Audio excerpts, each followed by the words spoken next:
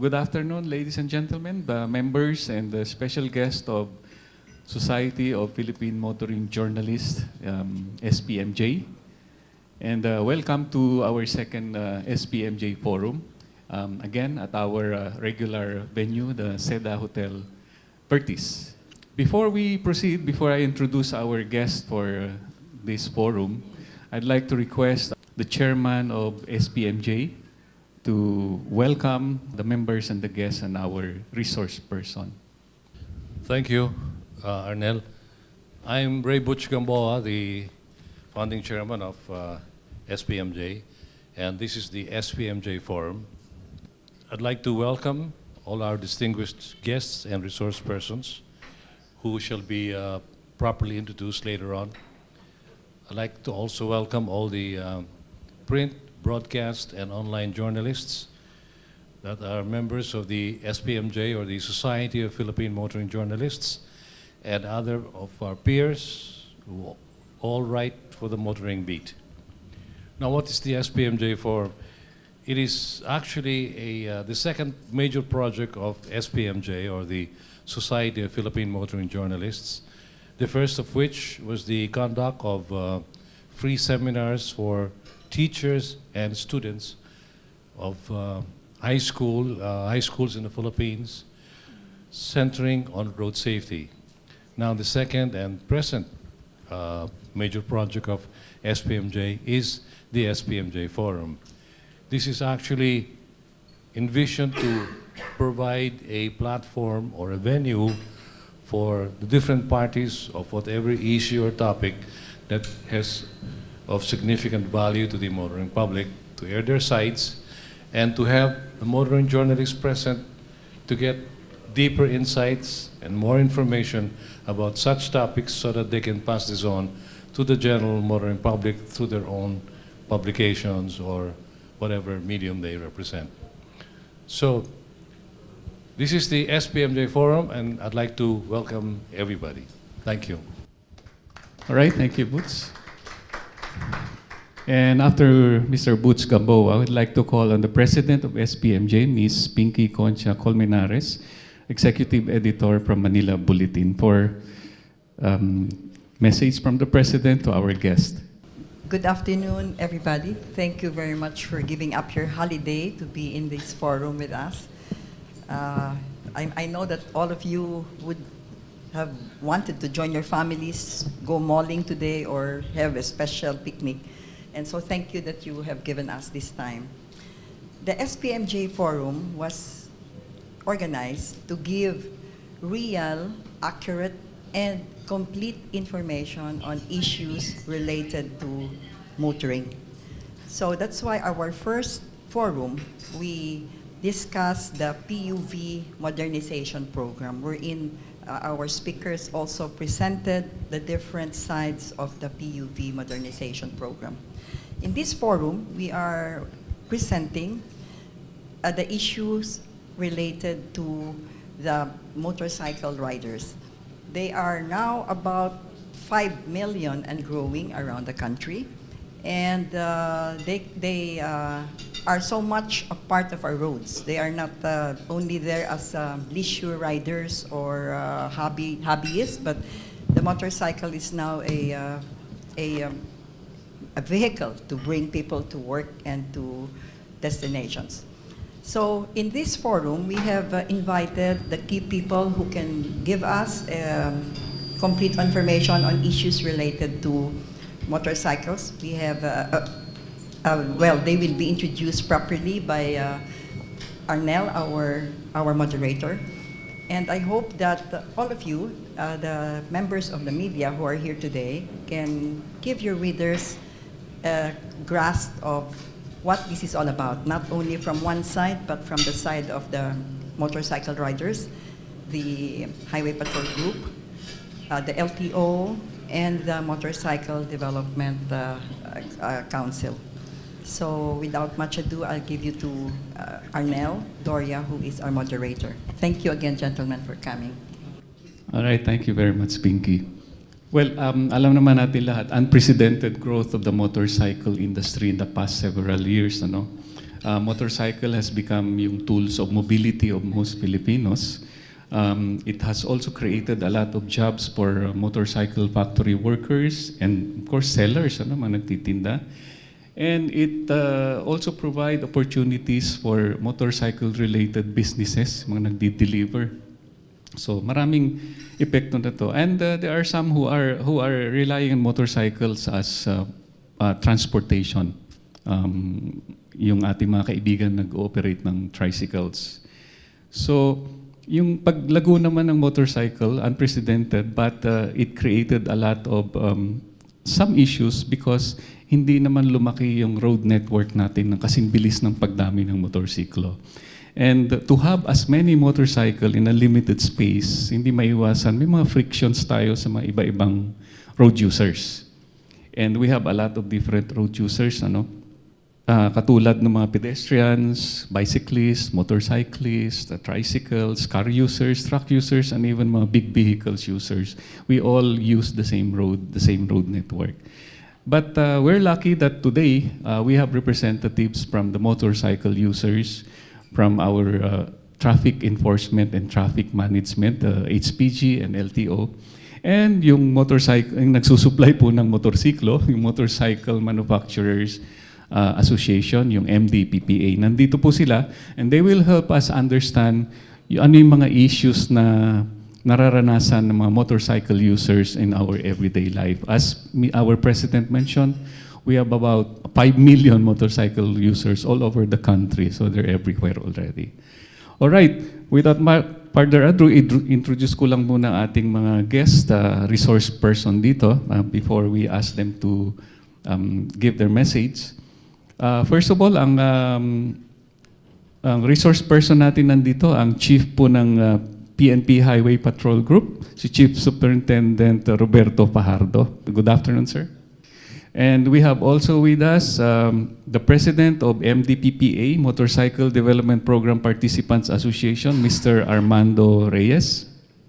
Army. We have also the Chief of LTO Law Enforcement Service Director, Director Francis Ray Almora. Good afternoon. And one of our popular person among the motorcycle users.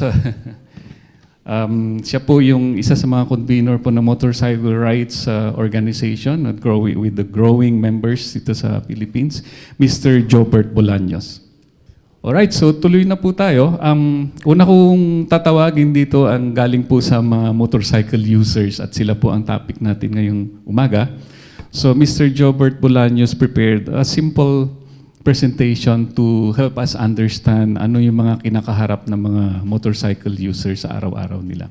Right, Jobert? Thank you, Mr. Doria. To the distinguished guests, good afternoon. Sa mga media personnel na nandito, good afternoon. Thank you for this opportunity. Again, my name is Jobert Bolaños, representing Motorcycle Rights Organization. And I also speak on behalf of the Riders of the Philippines. Ito po yung grupo na binuo late last year that combines a majority of the national groups, federations, organizations, clubs. So basically, Riders of the Philippines is the alliance, the primary alliance right now in the country.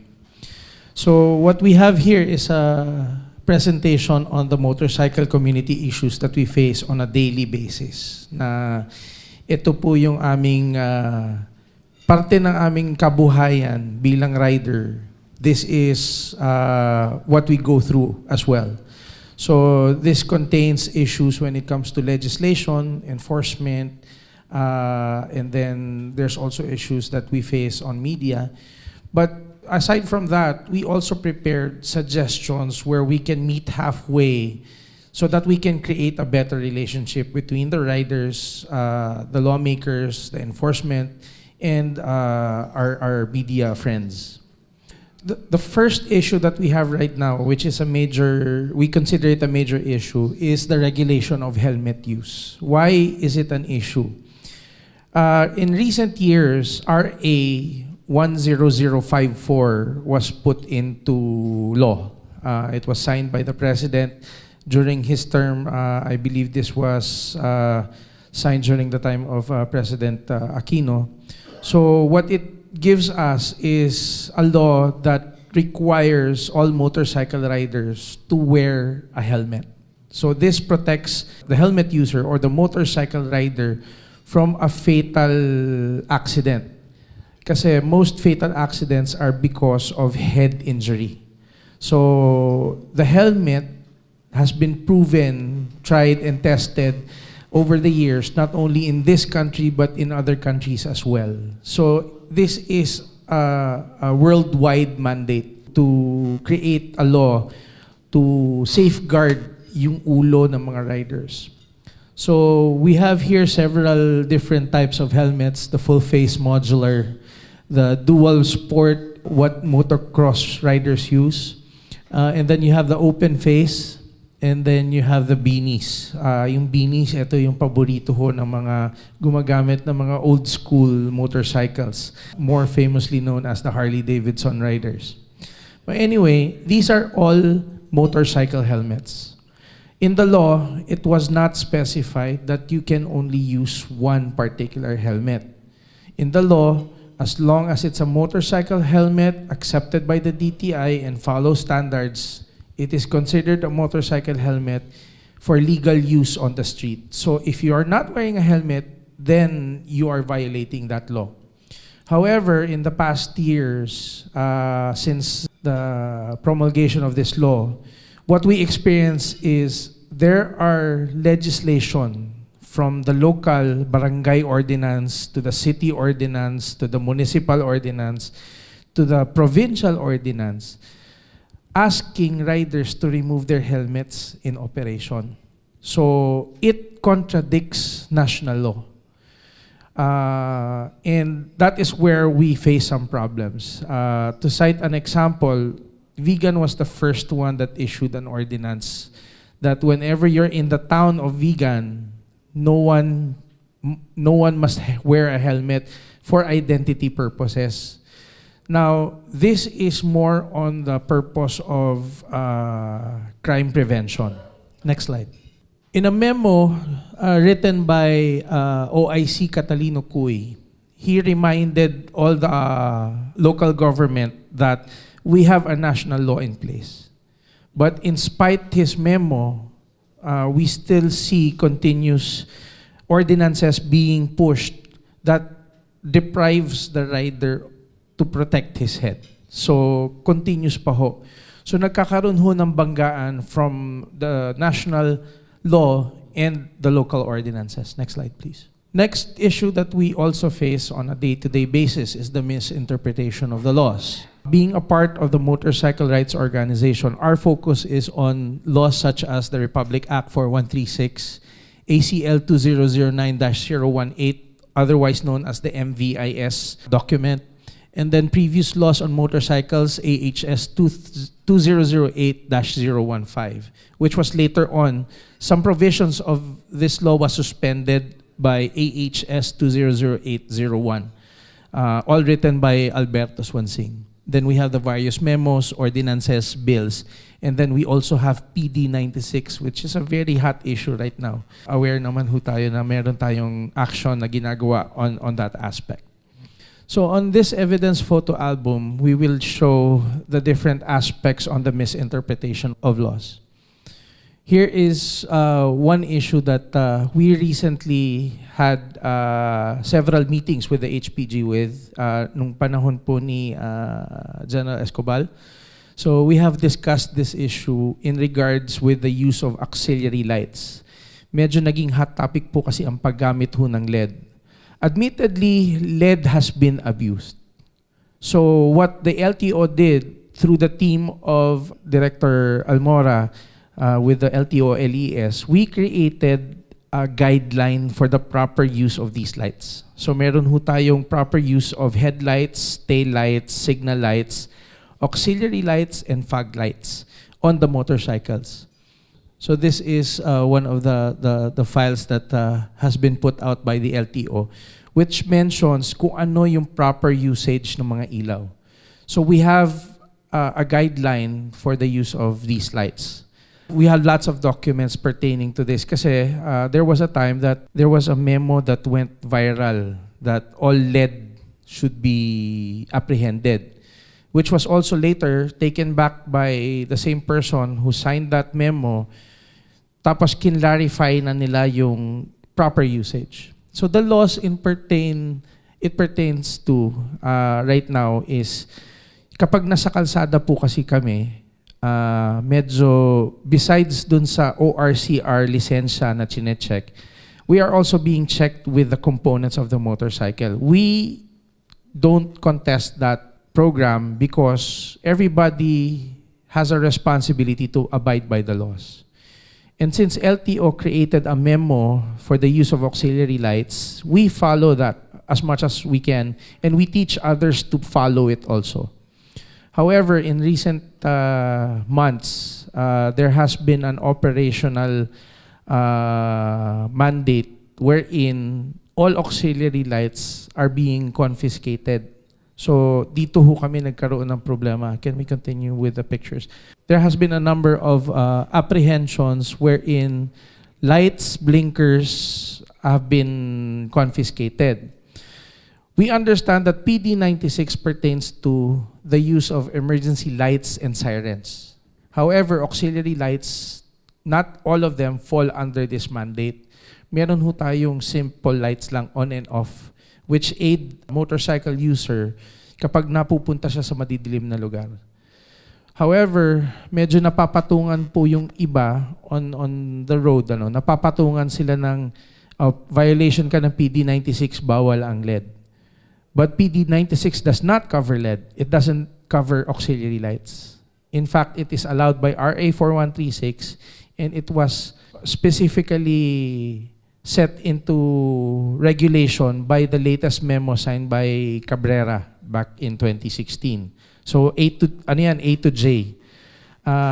In 2017, Escobal, the former HPG chief, released a memo to all his personnel that we abide by the LTO rules and regulations. However, after his memo, the apprehensions and the confiscations continued.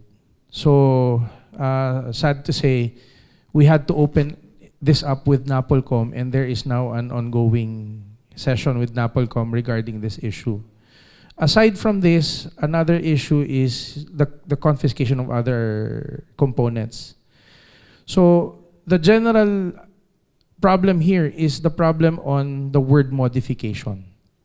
The word modification has been misinterpreted. Yes, it is mentioned on RA 4136 and other pertinent memos. However, when we interpret the word modification, there has to be a specific item on the document that says this is illegal and this must be apprehended and this must be confiscated. To us, if it's not listed, it is not illegal. For example, if we change our mufflers by an aftermarket muffler, in essence, it's still a muffler. But to enforcement, they consider it as a modification. If we use that interpretation, if a car user changes his stock mag wheels with an aftermarket mag wheel, then that is also a modification. But to us, as far as the UP College of Law is concerned, what the very simple argument here is, if it is not listed as illegal, then it is not illegal.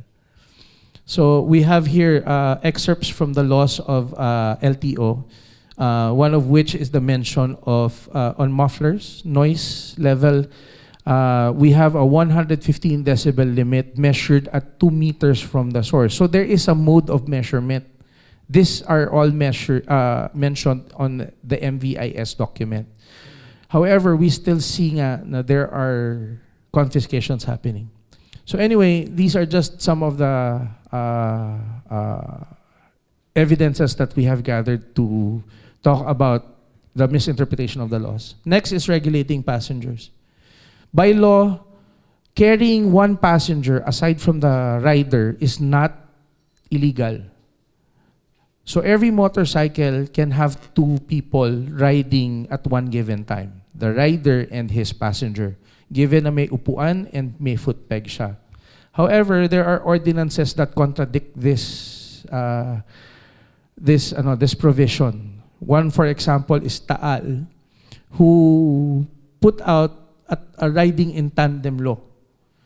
But Taal, thank God, pinayagan kami to argue the said law, and right now, this is not anymore in effect. What they do is, instead of apprehending people with backriders, what they do is, if you have a backride, you're subject to verification. So automatic, if an enforcer or any person from Taal, they will flag you down and validate the identity of the rider and the motorcycle, kung naka-timbre ba yan or naka-ano yan. So what they do is, after validation, they let you go. No more apprehension happens. However, when you go to Mandaluyong City, eto na, nag-iiba na ang kwento. In Mandaluyong City, they started that ordinance. Actually, ito yung first, and we are still fighting this. In Mandaluyong, they criminalize people with passengers, male passengers. Ang pinapayagan lang dito is if the passenger is your son or your father, but if the passenger is your uncle, your lolo, your cousin, you are now considered in violation of that ordinance. And what is this ordinance? It is the anti-backrider ordinance. So these are sample tickets of the people caught by this ordinance. It's not just the rider being ticketed, it's also the passenger. And they are fined 1,000 pesos each. So for each apprehension in Mandaluyong City, you are already fined 2,000. So what does this tell us? In Mandaluyong City, we are profiled as criminals. We are immediately scorned as a threat to society. So even if national law allows us to carry a passenger in Mandaluyong, we are criminalized. Why do I say criminalized? If you disregard an apprehension in Mandaluyong, you are sent a subpoena and you are charged in court. And after you are charged in court, you are then ordered by court. The court puts out a warrant of arrest and puts you in jail. And then in jail, things happen na hindi naman natin gusto. But again, the purpose of the law is to stop criminality. But when we did our research in Mandaluyong City, in terms of riding in tandem, that was the old term, crimes, the numbers did not change. Actually, the numbers even increased. In fact, the person, the lawyer who was in charge of this is the late prosecutor who was murdered in Mandaluyong City also. Not by a riding in tandem wearing helmet, kasi that's the other issue. Tinatanggal nila yung helmet for identification. Ang bumarel based on CCTV are motorcycle riding criminals. Two of them, angkas yung isa, yung gunman, pero they were not wearing helmets. And was murdered inside Mandaluyong City. So what did the law do? It did not stop the crimes. It did not stop criminality. What it did was it gave Mandaluyong City income instead. So that's a big issue that we face right now, and we are going to address this through court. Next. Now we have MC for public transport. Ito mainit po. This is the favorite topic currently of Winnie Castelo, congressman from Quezon City.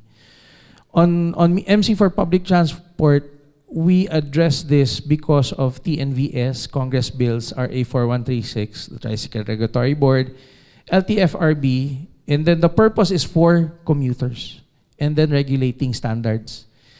The modern methods right now, through app-based ride-hailing, it's the same with motorcycles. The only difference with this and habal-habal, ang habal-habal walang training ang rider. Ang habal-habal walang insurance ang rider.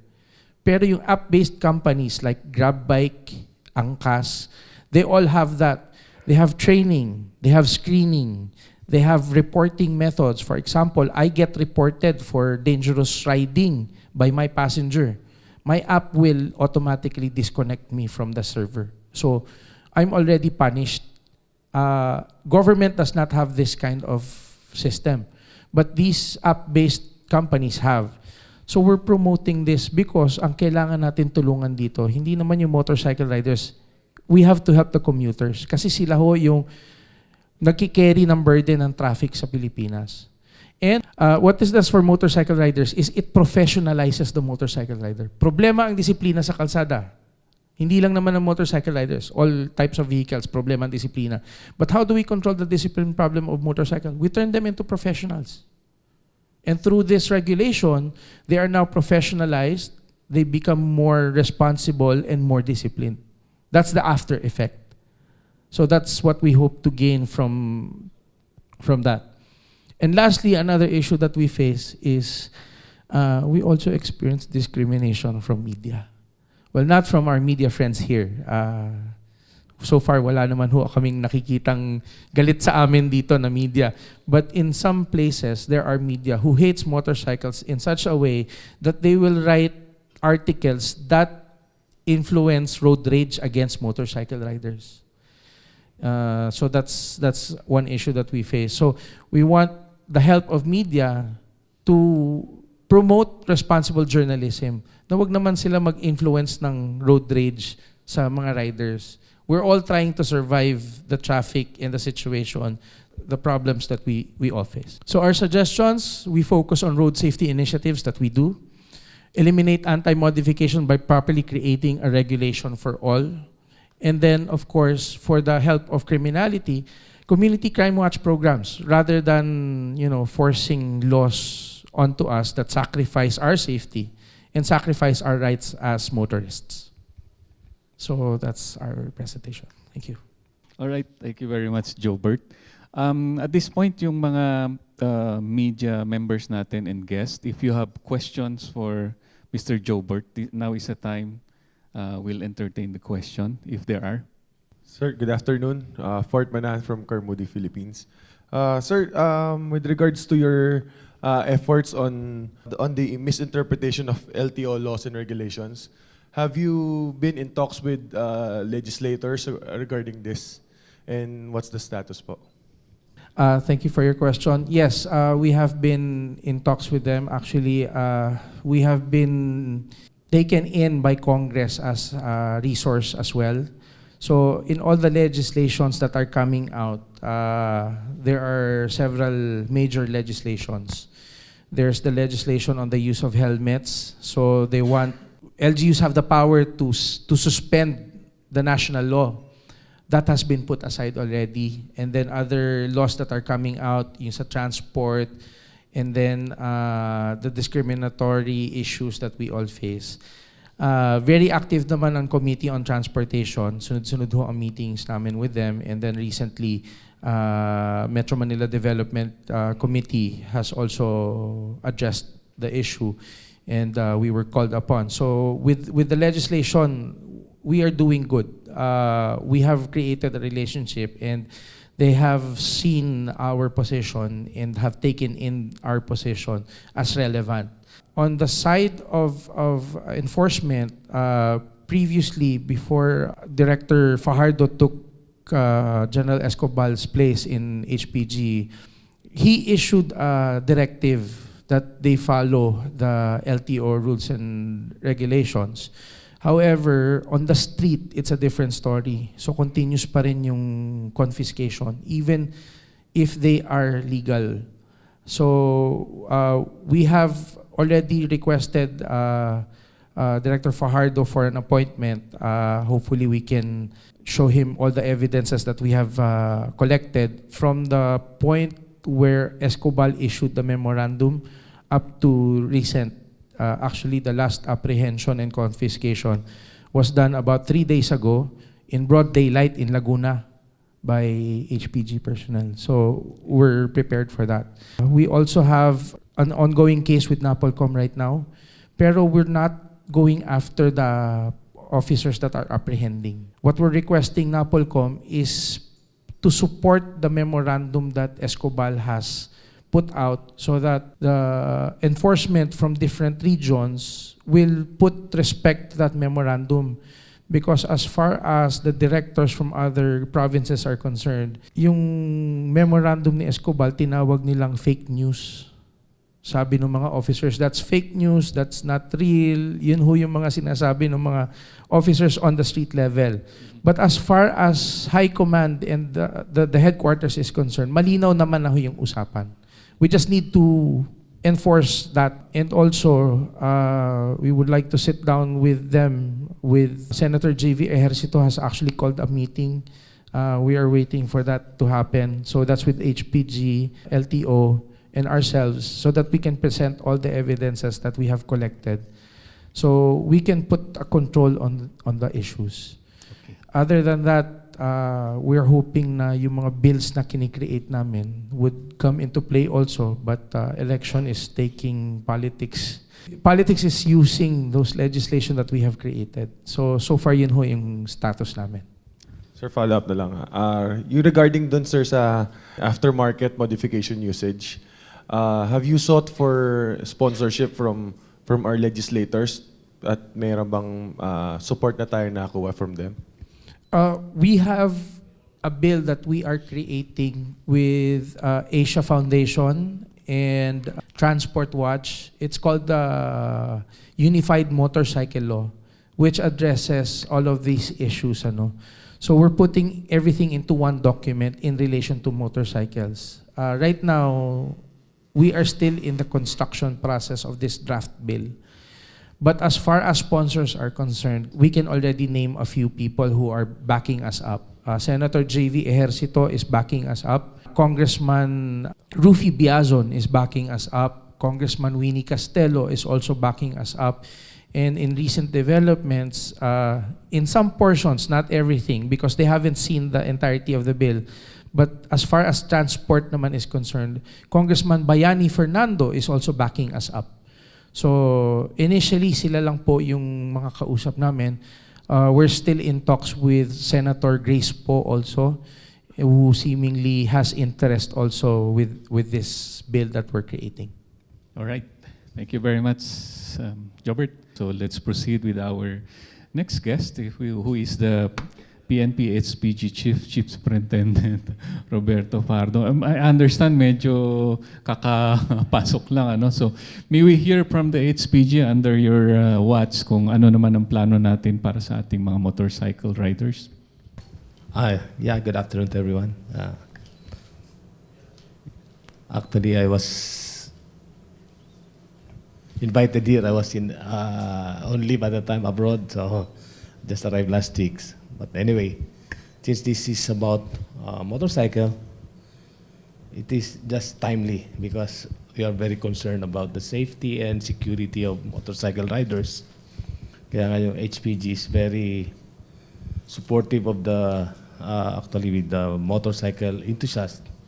We open up the motorcycle, the members of the motorcycle clubs, those individual or riders to become road marshals. And we nagkakanta kami ng seminar.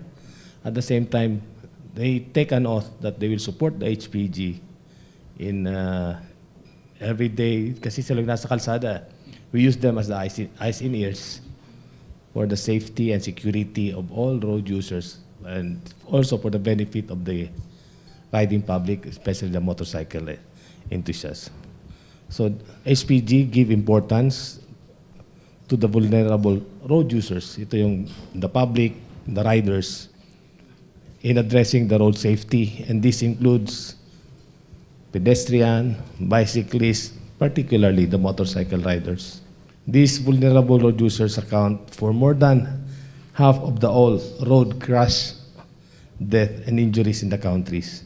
And HPG is strictly enforcing the PD 96, or the prohibition of lights, sound, signal that are startling or unpleasant.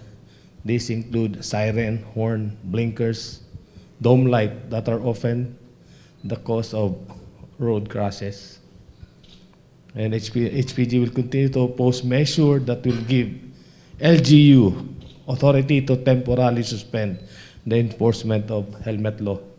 HPG adheres to the road safety So about this helmet law, this is the law that this should be strictly followed. So LG ordinance that prohibits helmets due to the concern about motorcycle riding suspect, MRS ang tawag namin dito eh. Motorcycle riding suspect. Oo, hindi riding in tandem. So any LGU's ordinance says that prohibits helmets due to the concern about MRS, the motorcycle riding suspect, it is against our national law and is a major safety concern. So safety concern of motorcycle riders, siyempre yung safe speed, so all motorcycle riders must adhere to the speed laws in all roadways. Use of helmet. Marami talaga walang helmet. So ito yung isa sa mga causes of death. The anti-drug driving law, a growing cause of road crashes, is the influence of alcohol on drivers and drugs. At maraming ang actually I just talked with the provincial bus operators. Yun ang problema nila, yung binabato yung buses na dumadaan and karamihan nakamotor. Sa probinsya nakamotor. And ang problema rito, karamihan nakainom. At the same time, mga minors. Yan ang problema natin. So yung again, yung safety ng mga minors, ano ba talaga yun? Law, kung pwede ba sila maggamit ng motorcycle. Isa ito sa mga concern ng mga bus operators. Then yung overloading. Yes, it is allowed only one passenger and one driver. And for child safety on motorcycle, no child is allowed to ride on the motorcycle. Pag yung child hindi niya kayang apakan yung footrest. So pag yung paa niya nakalaylay, bawal ho yun. Dapat yung child, kaya niyang apakan yung footrest. Kasi safety yun eh. Kung kaya niyang apakan yung footrest, kaya niya, mas stable yung tayo niya. So kung hindi niya kayang apakan yung footrest, bawal ang child sa motor. Again, we'll go back to LED lights. Ito yung isa sa mga hot concern nga. Itong LED kasi, it causes temporary blindness on other motorists. Pwede naman gumamit ng LED, pero hindi dapat nakataas, nakababa. And ang ginagamit natin nga dito is the PD96. This is yung mga illegal attachments. Hindi naman talaga kung yung LED is manufactured paglabas sa hindi namin talaga pinapakialaman yun. But yung mga illegal attachment yung pinapakialaman namin based on the PD96. The use of horn, lights, sounds, dome lights, ito na yan, including blinker, siren, LED lights that are unpleasant and startling. Yes, the Congress support and the SPG was able to defend the apprehension of LED lights because the term LED lights is just a new term of such light and it is the unpleasant or that causes temporary blindness of 3 seconds and hence it is a safety issue. So the law doesn't specify yung, ulitin ko yung sa bata, the age. But on the Pilipino kasi maliliit tayo eh. So again, ulitin natin yung safety ng bata. Yung sa habal-habal naman, it's ang problema ngayon. Yung motorcycle, hindi yan public utility vehicle eh. So this is blatant disregard to the law of franchise. So certificate of public convenience requires utmost diligence on operator. So allowing MC as PUV for passenger is allowing passenger to be put at risk. And all our action naman sa HPG is based on law. We have explained the orders and enforcement of activities of HPG with the Office of the President, NAPOLCOM, and the Secretary of Interior Local Government, and to include the Chairman of House Committee on Transportation, Congressman Cesar Sarmiento, and they all support HPG regarding PD96. That's all. Thank you and good afternoon. All right, thank you very much, Chief Pardo. Do we have questions from our members and guests to Chief Fajardo? Good afternoon po. I'm VJ Bakungan from Business Mirror Motoring. My question po is for Mr. Fajardo, sir.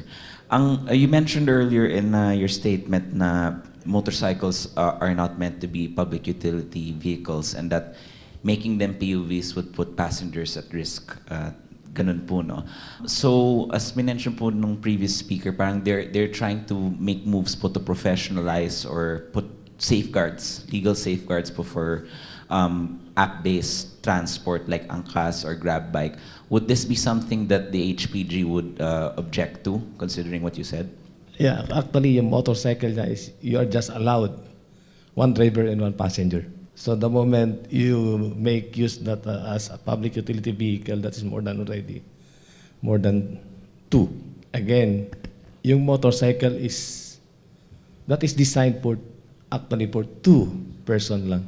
Pag nilagay mong sidecar, that is putting the life of the passenger at risk. Ito lang kasi ang problema sa local government natin, LGUs.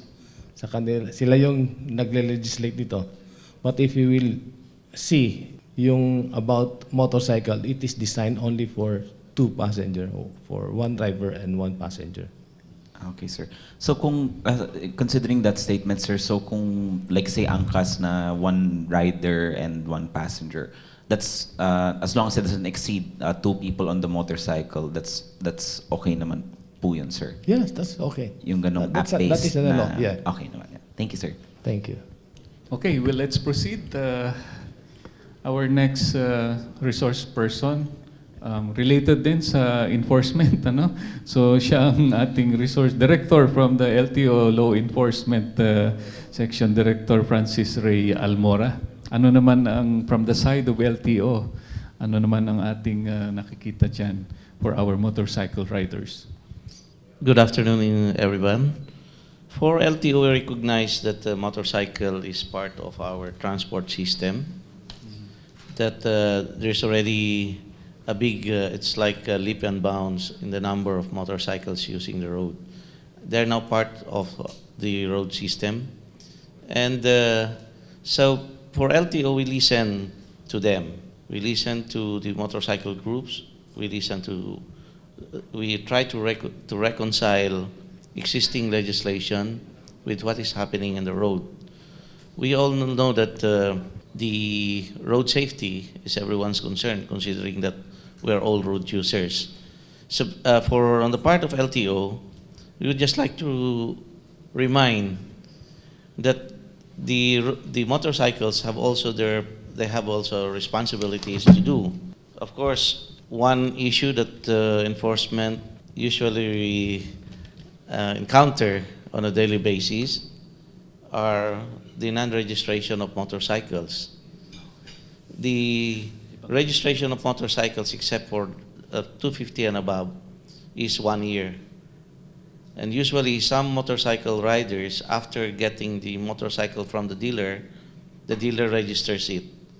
But then sometimes they forget to register the succeeding years, and they're operating on the road without registration. Our law states that no motor vehicle is allowed along Philippine highways unless they're registered. Another issue that we would like to remind our riders is on the duty of having a license. The riders should be duly licensed.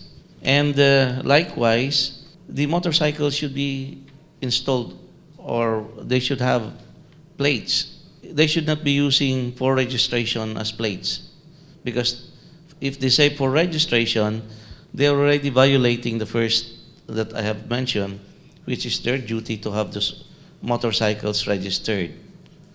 So they are already calling attention of the enforcers when they use the plate motorcycle for registration.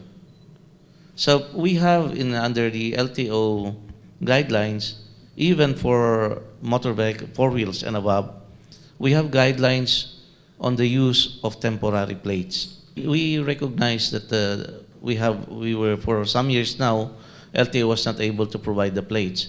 That's why we've provided a temporary plate that would prove that the motor vehicle is registered. We are not after the plate as a metal plate or anything, but then as long as there's a proof that the motorcycle is registered, then that motor vehicle is allowed along the national roads. So we know that what we are implementing is not actually no plate, no travel. There's no such thing as no plate, no travel. It is no registration, no travel. Some were mentioned here a while ago on some LTO issuances. For speed limit, we had there was a posting somewhere which was sent to us that on the speed limits. And what is very startling here is they mention they emphasize on the 80 kilometers per hour on open country roads with no blind corners, not closely bordered by habitations. We hope that with you as our partners, we can educate the riders that this is not the basis of their speed, because it will depend on the size also of the motorcycle. Can a 50cc run as fast as 80 kilometers per hour without being reckless? So there's that factor of reckless driving if they will run the maximum of 80. Some riders think that they're allowed up to 80 kilometers. But then if they will not consider the other factors, then they could be apprehended for reckless driving, even if they have not reached that speed. So we should remind our riders that that is just the maximum speed, and they should consider all other factors while driving or operating their units, and not just to try to reach that speed and then say the law provides that the maximum speed allowed for motorcycle is 80 kilometers per hour. Wearing of standard helmet was mentioned. So the standard helmet, as defined by Jobert here, as shown by Jobert, a standard helmet is considered a standard helmet provided it is with an ICC sticker and a PNS sticker, or a PNS sticker, the Philippine National Standard sticker. With regards to modification, we have actually specific guidelines on modification. Please take note of the difference between modification and replacement part. A manufactured part of the unit is already, let's say, worn out, and you replace it with a similar part, that is a replacement. But if you change the design, then that is modification.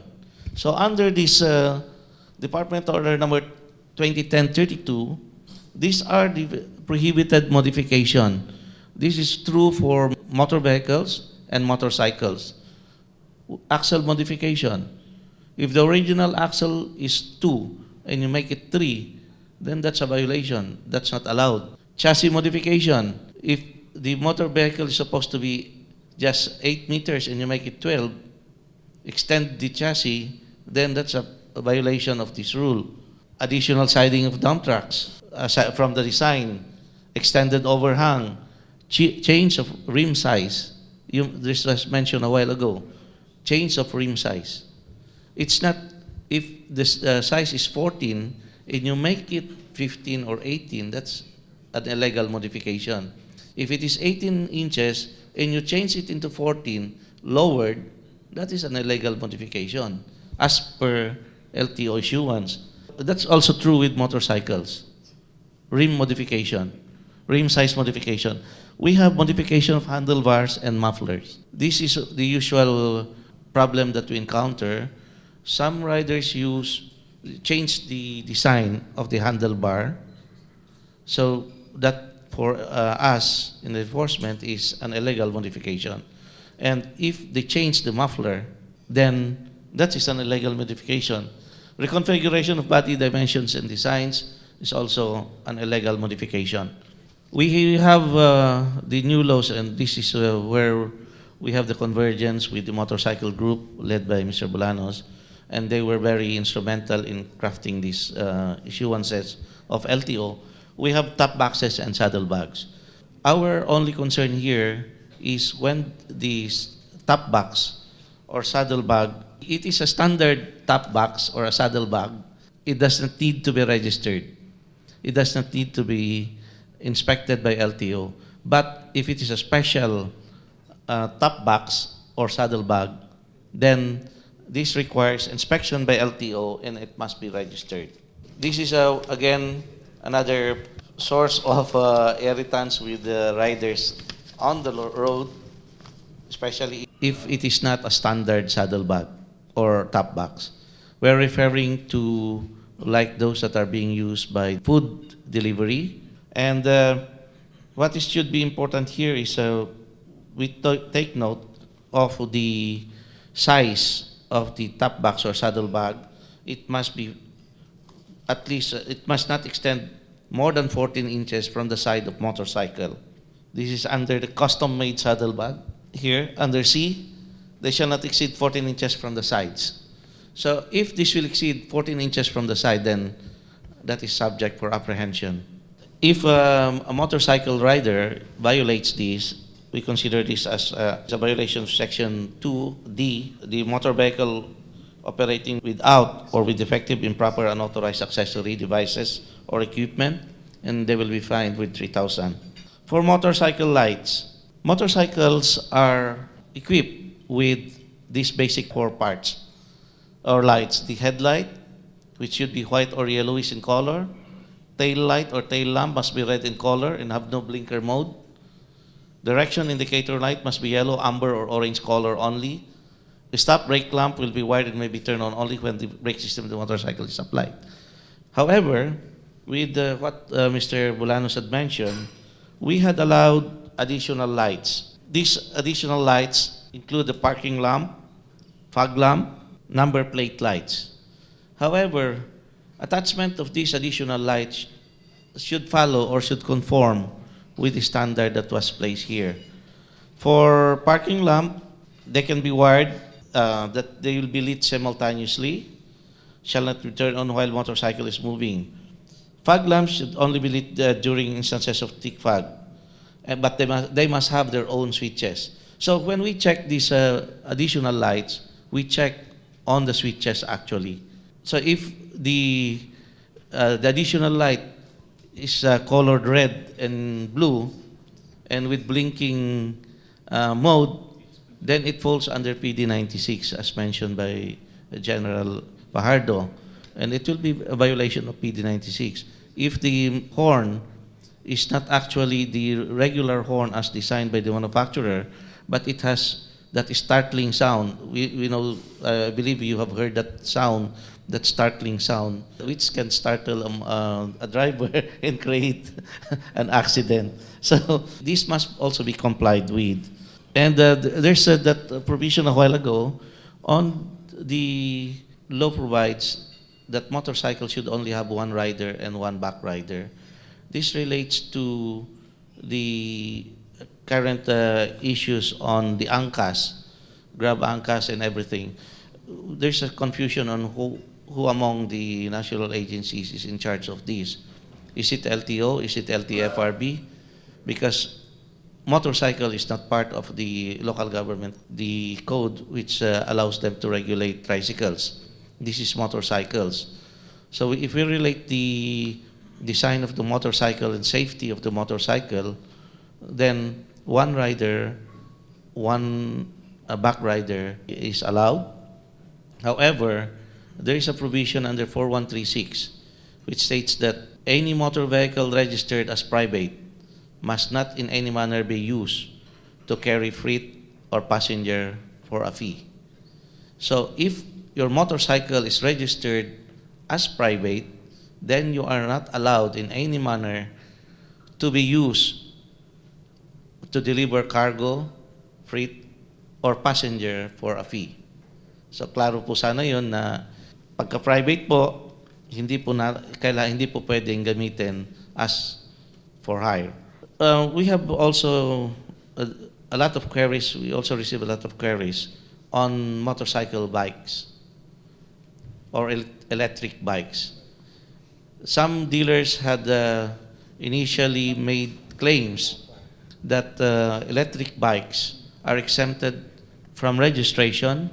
The drivers or riders are exempted from getting a license. And they even use it along national roads. So if we go back to the provisions of 4136, as I had earlier mentioned, no motor vehicle, and we define motor vehicle as any that is powered other than muscular power. So, sinasabi kasi na, anyway, it's electric. Electric is not human power. So, it is powered. It must be registered. So yun po, sabihin po nagkaroon po ng confusion on the side of LTO, which we have been trying to fix on the registration of electric motor vehicles. In the LTO system, the only difference there between electric, gasoline, and diesel is the fuel. So we had already added electric as part of the fuel under the drop-down system of LTO. Kasi dati, it's just diesel and gasoline. Walang electric. So they don't know where to place it. But electric motorcycle is designed as a motorcycle. So it is already there. A four-wheel electric vehicle is already in our system. It's just the fuel. But now we have added that fuel in the system of LTO, so it can be registered anytime. With that, thank you. All right, any questions from our members? Okay, Mr. Boots Gamboa has a question. I have a question which may be answered by either Director Almora or General Fajardo. I must admit my exposure to bikes has really been limited. As many of you know, I've been with motoring cars for the past 3 decades. But right now, some time back, I've realized that I should also turn my focus on motorcycles. It's an existence that we cannot take for granted. We have more motorcycles than cars on the road right now. Now, having said that, I was listening very intently to the prohibitions that you were describing, Director Almora. It's probably because I'm not so much exposed to motorcycles that I must admit, mahirap pong tandaan. Question is, in situations where there are law enforcers from the LTO who would discern that such an attachment or such a design is not legal, we can also take into consideration that bikers also know their bikes. In situations where there is this unmatched opinion, meaning sabihin ng motorcycle rider, hindi, okay to. It's within the law. Sasabihin ng LTO or HPG representative, that's against the law. Without necessarily taking the side of the riders, ang labanan ho doon, sabihin sa presinto ko na lang mag-explain. Paano ho natin magagawa ng paraan ho ito? Dahil, let's face it, yung paniniwala ng motorcycle rider o may-ari, and this is within the law. Paniniwala ng LTO, HPG, it's not within the law. In the same time, at that point, ang unang ma-disbenefit ay yung rider. Hindi ba? Siya yung maabala. Is there any way we can do something about this? Should there be more educational or information campaigns by the LTO and the CHPG to make it more known to all riders exactly what is within the law and what is outside of the law? Meron ho ba tayong educational program on this? Sir, for LTO, we are coming up with the Filipino Driver's Manual. We hope to come up with that. It's already for printing. And this incorporates all about the procedures and laws, driving laws in the Philippines. We also include that the road signs and pavement markings. We also have an office in LTO. We call that under the Law Enforcement Service, the Traffic Safety Division. This office is primarily for the IAC campaigns or advocacy campaigns of LTO with regards to driver's education. We are doing some effort to do this. With regards to that part of your question, sir, if there's a conflict of interpretation, I will just give an example. We allow auxiliary light, but it says there, it must be 6 bulbs only, and it must be placed in such a manner that they will not form a bar. In some riders thought that they can place several bars provided it's only 6 bulbs. So they're violating the law because it's already more than 6 bulbs for one unit. It is already considered as one single bar, although it's separate. So yun po yung so for some, it's the interpretation of the law, and we are also doing that. Actually, we do some outreach program with the motorcycle groups to educate the riders on these the provisions of the law. Okay, tumatango ho si Jobert. So palagay ko okay siya ron. HPG is doing something about educating our motorists. Actually, last year we launched nga itong motorcycle road marshals or ambassador natin to sa these are eyes and ears in the road. So, yun nga, tinatawagan namin lahat ng motorcycle clubs, motorcyclist rider to join us. Actually, we have already about 17,000 members nationwide, and we are encouraging all the motorcycle riders to be part of our road marshals. This is our one way of educating the motorcycle riders, because we conduct seminars and we are educating them about, as part of the malaman nila yung dapat nila ilagay sa motor at hindi dapat ilagay, ano yung bawal. So HPG is doing something for the good of the motorists, especially the motorcycle riders. Yung issue ng angkas, nasabi niyo po na hindi bawal mag-angkas. Nasabi naman ni Direktor Mora, bawal mag-angkas kung maniningil ka. Let's take real-life situations. HPG, may naka-angkas. Paano yung malalaman? Do you just stop? In HPG, actually, if there is no reported criminal incident, or if nagkanda kami ng checkpoint, if there is a reported criminal riding suspect in the area, kung wala naman, hindi naman basta-basta kami nagpapababa ng passenger. Yung other checkpoints, ito yung nasa local, hindi sa amin yan. Kasi mas, kumbaga sa we conduct operation mostly against carnappers, highway robbery, and carjacking. So we have our focus, intelligence-driven operation. So hindi kayo basta-basta nagpapababa ng passenger. Yung sinasabi nga from LTO, bawal talaga yung passenger na may bayad. Kung aaminin. Hindi naman, malalaman naman natin kami bayad eh. Kasi malayo pa, pinapababa niya na eh. Kasi ma-check din namin, actually, we joint operation with LTO and LTFRB on this colorum vehicles, hindi lang vehicle, pati motor. Alam namin kung may bayad o hindi eh. Kasi I have to ask General if you don't mind. Kasi nakakatulong din ho yan eh. Sa mga nagmamadali talaga.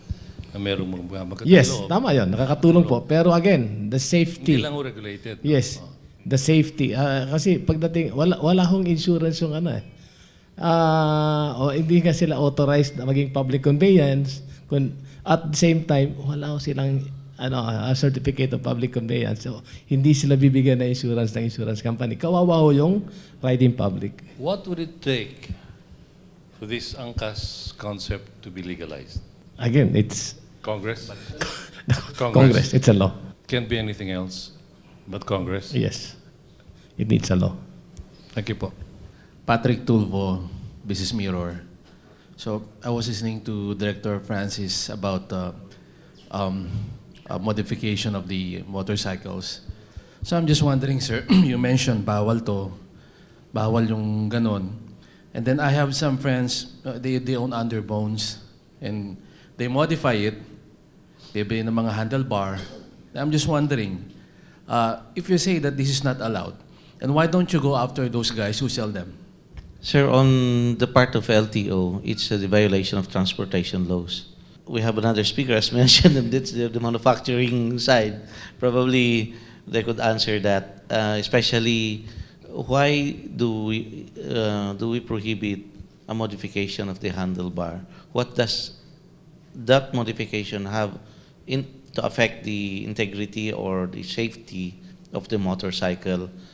What is the effect if we modify the standards of the manufacturer with regards to safety? So siguro po, ma-answer po niyan mamaya. Pero sa amin po, LTO is more on the enforcement of land transportation rules and regulation. We don't, that is already maybe a copyright or another issue which could be better answered by the manufacturer, sir. Okay, sir. Okay. Good afternoon. Sir, regarding po sa pag-aangkas ng bata, ang provision po natin, as long as kaya niya matapakan yung foot pegs, pwede po siyang umangkas. Ano po? Maybe this is just a clarification. Kasi marami pong commuter bikes na scooter. Yun po yung flat, yung floorboard sa harap. And most of the time po, pag mag-aangkas ng bata ang scooter rider, nasa harap. Is that allowed po or kailangan sa likod siya sasakay? That's one question lang po. And second, about pag-aangkas po ng bata. Like Jobert, I've been riding for so many years na, no? And marami po available talaga na may safety certifications na helmet for adults. Sa mga bata po, very rare if ever magkaroon sa market. So probably not a concern of LTO, pero since LTO rin po yung nag-check ng proper wearing of helmets, meron po ba tayong parang provision or mga regulation in place para po sa mga helmet ng bata? Kasi as it is, wala pa rin po akong, I am not aware of siguro reputable brands or yung helmet na pambata na may safety standards. Thank you. May I answer that po? Yes. Under Republic Act 10666 po, with regards po yung bata na nasa harap, ang provision po ng batas, may tatlo pong consideration yon. Isa lang po yung kaya niyang apakan yun. He must reach the foot peg, which is not modified, the standard foot peg. Isa po yung he must be able to grasp ito pong ng rider. So automatic with that, pagka nasa harap, violation na po. Kasi hindi po siya hindi po niya maano. Referring po sa bata po yun eh. So dapat nasa likod po. And then yun nga po, yung with regards to then yung third na po doon is he must be wearing a standard helmet. We agree with you po. I think everyone here agrees na yung pong standard ng motorcycle helmet for a child, wala pa po. Pero better na lang po na meron kaysa wala. As of now, kasi walang manufacturer ng child helmet except Vietnam. Pero ang Vietnam standard is lower yung standard na inaano ng Philippines. Anyway, tuloy po tayo. Meron pa tayo isang speaker at nabanggit ko kanina, part of our group of resource person is galing naman sila sa manufacturers ng motorcycle. And we have here the President of Motorcycle Development Program Participants Association o MDPPA, si Mr. Army Reyes. Yeah, thank you, SPMJ, for inviting the association. By the way, I'm Army Reyes, the current president of the association, and at the same time, consultant of Honda Philippines. I will be presenting MDPA slides. Pakilala lang namin sino ba yung MDPA. It was established in 1973 as the Philippine Motorcycle Program Association. Changed its name to Motorcycle Development Program Participants, or MDPA, in 1989. And our current members are, of course, Honda, Kawasaki, Suzuki, Yamaha, and Kimco. We are established manufacturers who invested in the country with facilities, technological transfer, and value-adding activities. New vision and mission. Actually, this is the new vision and mission of MDPA. We changed 2 weeks ago. And the vision is the most relevant motorcycle association, responsive to the needs of industry stakeholders, geared towards global competitiveness and sustainable development. Our mission is to address the global industry gaps in road safety, regulation compliance, environmental protection, technology, innovation. This will be done through active consultation, representation, and communication. Our values are safe riding, reliability, environment friendly, and technology driven. Our table of organization is, I'm the president right now. We have a committee composed of marketing committee, road safety committee, technical committee, and government committee. Our linkage and industry affiliation with the government, we are dealing with DNR, DILG or PNP or LGU, DOE, BOC, DOST, DOTR, LTO, TTI, and TESDA. And for the local, we are a member of the Federation of Automotive Industry of the Philippines, Federation of Philippine Industries, Philippine Global Road Safety Partnership, Safe Kids Worldwide Philippines, and Riders Federation and Clubs. We are also a member of International Motorcycle Industry, the Federation of Asian Motorcycle Industries, wherein we are 7 members. The members are Thailand, Taiwan, Vietnam, Malaysia, Philippines, Singapore.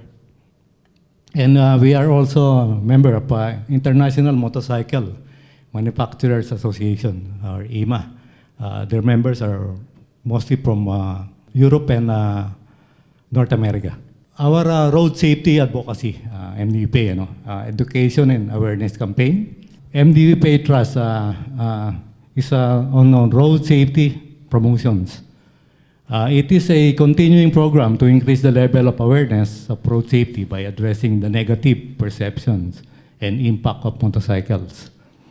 We are conducting a promotion and activities such as safety riding outreach seminars for solo riders, riders club members, and senior high school students. Weekend seminars for riders in cooperation with concerned LGU, PNP, and LTO.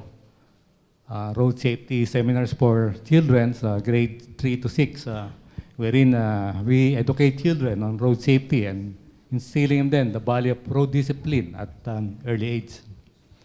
Stickering campaign and RS poster campaign, life-saving sticker campaign, dubbed as Helmet Saves Lives, which aims to mobilize stakeholders to help addressing the road safety problems. Of course, road safety advocacy rides, awareness campaign rides through distribution of road safety manuals and stickers.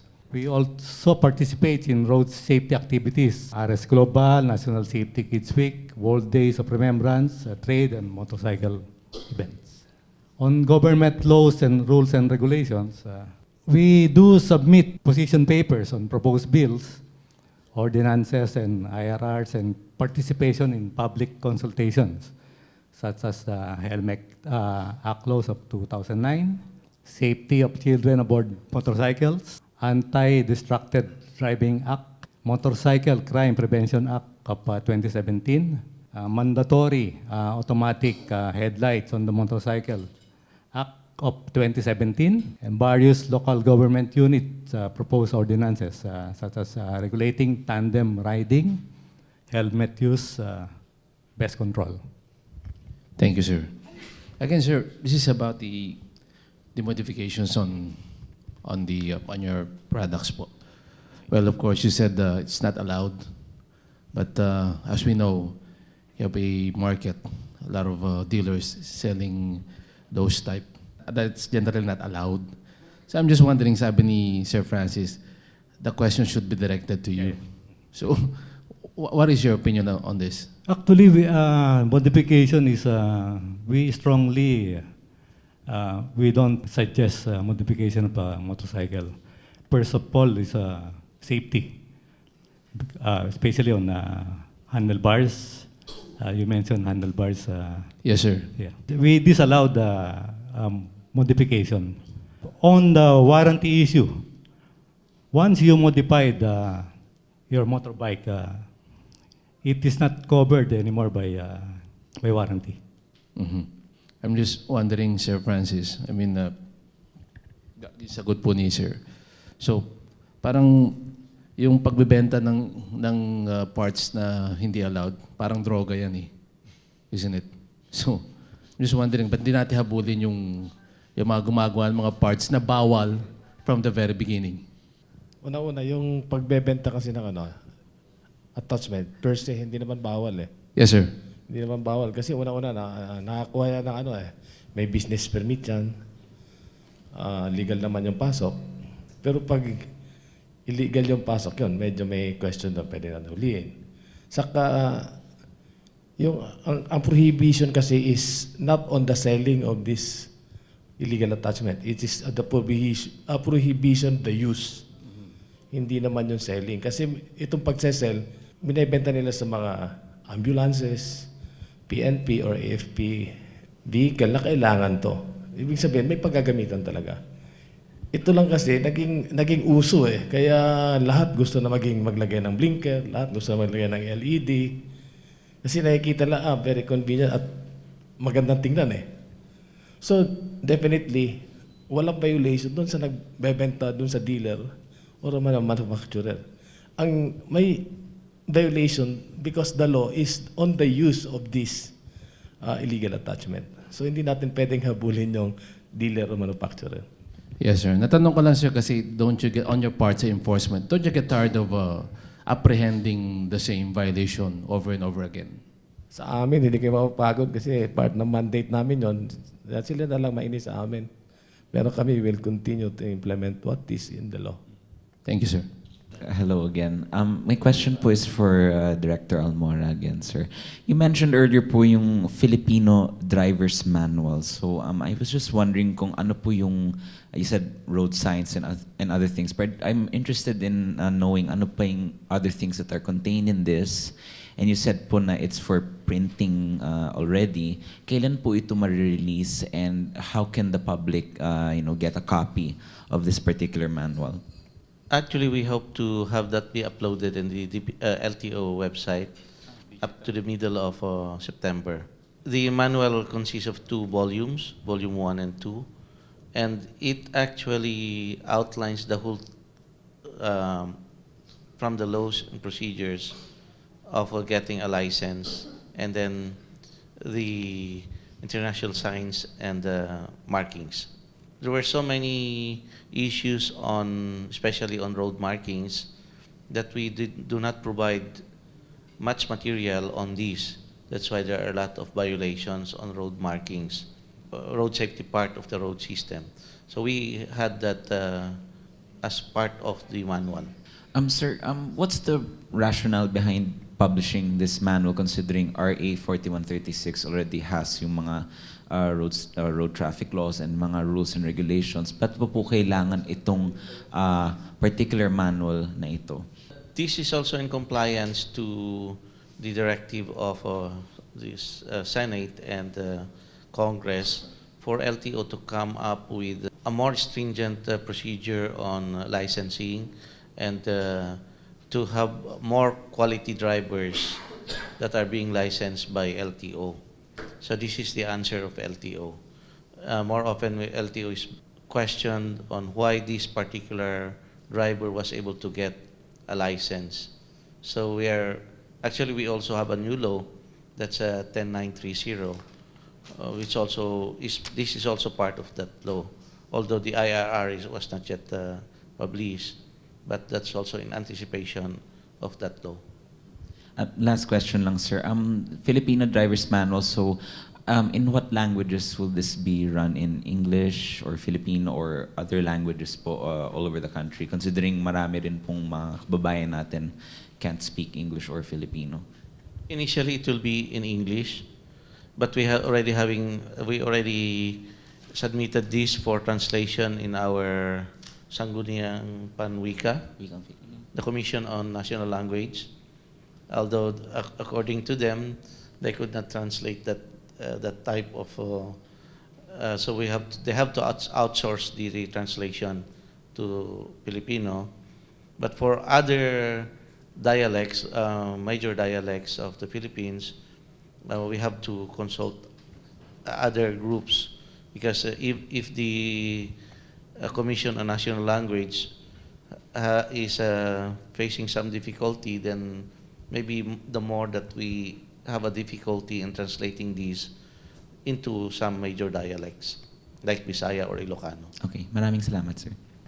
Director Almora, sir, with regards to apprehension of sa kay Superintendent Fajardo, apprehension of overloaded motorcycles. Pati po ba yung tricycles? Kasi I often see a lot of tricycles na I can consider overloaded. Hindi sir yung nakatayo sa likod, but rather yung driver nakaupo na ron sa gasoline tank. Ang sakay sir ng parang 6 na eh. So, who is in charge of enforcing the law on this? Actually, yes. TRB. Tapos actually, yung local ordinances kasi ito eh.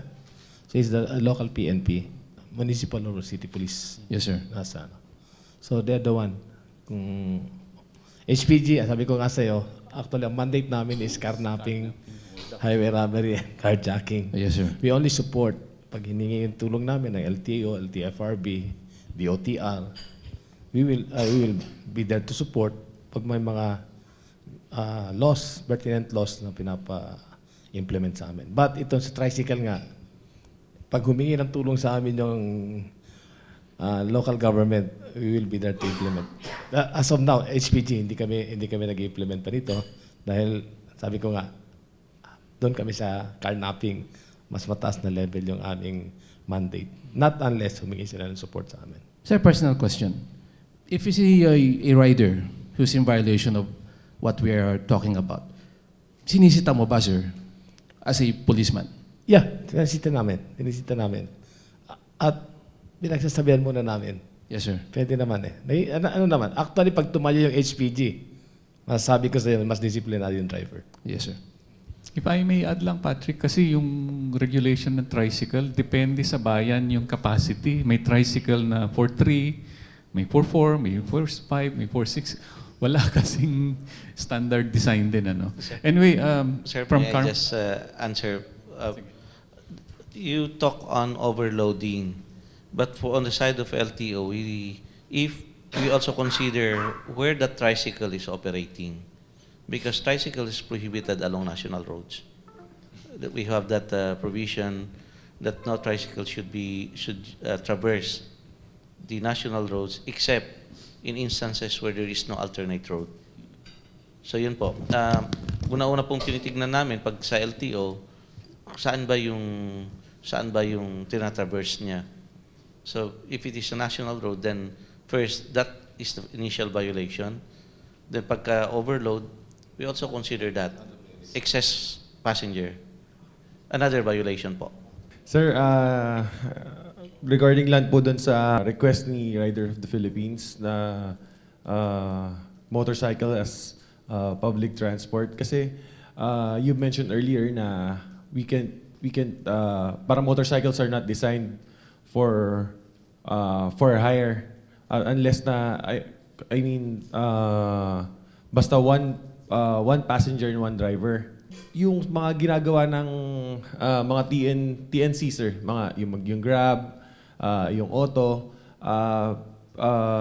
di ba sir, naka-registered sila as private vehicles, pero nabigyan sila ng special permit to allow passengers. So can we do the same for the motorcycles then? Actually, it's been applied for by the motorcycle groups like Grab Bike and Angkas. Angkas, by the way, voluntarily surrendered operations. Tinigil nila yung operations. Not by an order from the LTO or order from LTFRB, but by order of the Makati City Government. Okay, so hindi po galing sa kanila yung order na tumigil sila eh. So they were operating with the provision of the law na through TNVS nga. The TNVS is not under LTO or PNP. It's under DOTR. So the application is with them actually. DOTR has the capacity to set in motion an order much like what they did with Grab and Uber. Pero right now, under study pa kasi dahil it is the job of the companies na nag-o-offer ng service to prove their worth. And that's what they're doing right now. Like we said, Grab Bike and Angkas, ang sinusunod nila, yung national law. One rider, one passenger. That's where we draw the line. We separate it from habal-habal. Kasi ang habal-habal walang limitation eh. Sa motor taxi, that's what we call it, there's a limitation, which is the law. So ang ina-apply nila is, masama sila dun sa TNVS. Yung motorcycle na kahit privately owned, basta applied through TNVS siya, dun siya papasok. Now, if that doesn't work, or DOTR does not want to put their hands on that issue, then saka tayo pupunta sa amendment of 4136 and LTO laws. And only Congress can do that. Right now, meron ng support. Actually, lagpas pa nga yung support na natatanggap eh. Kasi pati habal-habal gusto nila illegalize. Which kami, as a group, we are against. And I believe MDPPA is also against. Kasi ang sinusuportahan lang naman namin is one rider, one passenger, kasi yan lang ang allowed by the motorcycle design and yan lang ang allowed ng batas. So to us, it's just making it legal through changing one sentence in all of the laws. Yan yung hina-highlight ni Attorney Inton, former LTFRB board member. So if we can do it with Grab and Uber, we can also do it with the motorcycle, provided that the government set a regulation, a standard, and a stringent measure wherein naproprotektahan natin yung passenger. And which, by the way, for the information of our panel here, Angkas, when it was operating, passengers and riders are insured up to 250,000 pesos each. So merong insurance company na nag-cover. So that's one of the things that they are promoting para ma-eliminate natin yung fly-by-night, habal-habal, untrained, unprofessional, and people who have no regard for safety, unlike these companies. That's why we support them eh. Kasi they're setting a new standard that is not even existent in this country. And it will help, of course, LTO, it will help enforcement, PNP, and HPG. It will help them put a control on these irregularities. May application na? Oo. May application na, pinipilit ng Metro Manila Development Committee ng Congress na i-fast track yung application kasi ang reason nila for that is the people are suffering. We lose trillions of pesos in traffic. And if we can help move people, which by the way, ang report ho ng isang company is they move 300,000 people in a month. So that's almost at par with the LRT eh. So gusto nila tumulong. So the purpose is not just for the business, it's to help the commuters. But how do we help the commuters and consider their safety? Yes, it's always a question of safety. But who is safer? An untrained rider or a professional rider? So, in their operation, ang pinakita nila sa amin na number, which nakita naman ho namin, and based on reports, out of the million na na-serve nila dun sa months na nag-operate sila, their accident ratio is by 0.00004% and minor accident lang from one incident. And then, meron din sila isa pinagmamalaki. Ganito sila ka-strict. Out of 35,000 applicants, only 16,000 was approved. Or sila lang ang nagkaroon ng permit to operate. But again, they're not operating right now. As far as we are concerned, alam namin on hold ang kanilang operation. Alright, medyo naubos yung 2 hours natin sa SPMJ forum, so we have to wind down itong forum natin, this second one. 2 hours is not enough para i-cover lahat ng issues sa motorcycle, what with almost 5 million users sa buong Pilipinas. But hopefully, we're able to tackle some issues, open up some eyes, and educate some people who are watching or listening to us this time. Pasalamatan natin ating mga bisita, ating resource person, si Chief Superintendent ng PNP Highway Patrol, si General Roberto Fajardo. Ang Director po ng LTO Law Enforcement, si Director Francis Ray Almora.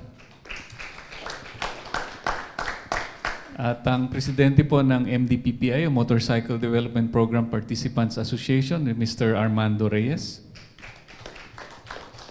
And of course, ang ating main resource person, medyo marami siyang tinakal sa atin dito. Si Mr. Convener po ng Motorcycle Rights Organization, at na-mention niya kanina yung bagong Riders of the Philippines na last year lang nabuo, si Mr. Jobert Bolaños. So with that, hopefully magkakaroon pa tayo ng second part on about motorcycles, pero at this point, tinatapos natin ating forum for today. Maraming salamat po.